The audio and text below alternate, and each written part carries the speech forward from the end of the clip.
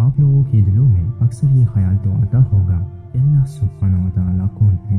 اللہ سبحانہ و تعالیٰ کی ذات کا سمجھنا تو عقل کا کام نہیں ہے، لیکن اللہ نے اپنے متعلق قرآن مجید میں فرمایا ہے کہ اللہ سبحانہ و تعالیٰ ایک ہے اور وہی عبادت کے قابل ہے۔ اس کی ذات میں اور اس کے کاموں میں کوئی شریک نہیں، نہ اس کی کوئی اولاد ہے، نہ وہ کسی کی اولاد ہے۔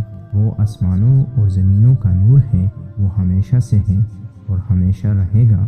اس کو نہ نیند آتی ہے نہ اونگ۔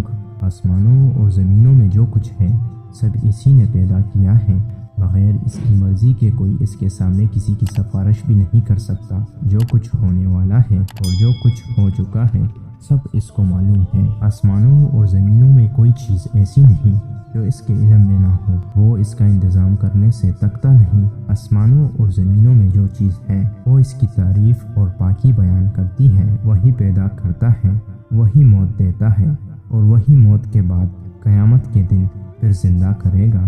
اللہ سب کچھ کر سکتا ہے، اس کی مرضی کے بغیر کوئی نہیں کر سکتا۔ جہاں کہیں ہم ہوتے ہیں وہ ہمارے ساتھ ہوتا ہے، وہ ہمارے دلوں کی بات بھی جانتا ہے۔ وہی سب کو رزق دیتا ہے، جس کو چاہے توڑا، جس کو چاہے بے حساب۔ اس کے اختیار میں ہے، جسے چاہے سلطنت دے، جس کی چاہے سلطنت چھین لے، جسے چاہے عزت دے، جسے چاہے ذلت۔ دین و دنیا کی سب بلائیاں اسی کے ہاتھ میں ہیں۔ وہی اولاد دیتا ہے، جسے چاہے بیٹے دے، جسے چاہے بیٹیاں، جسے چاہے دونوں دے اور جسے چاہے کچھ نہ دے۔ اللہ کسی کو بلائی دینا چاہے تو کوئی اس کو بدل نہیں سکتا، اور جو تکلیف کا مستحق ہوتا ہے اسے بدلنے والا بھی کوئی نہیں۔ اسی نے آسمان، سورج، چاند، تارے، زمین اور ان کے درمیان جو کچھ ہے سب کو ہمارے خدمت پر لگا دیا۔ اس نے ہمارے اچھی اچھی صورتیں بنا دی۔ اس نے ہم کو اس لیے پیدا کیا کہ ہم اس کی عبادت اور فرمانبرداری کریں۔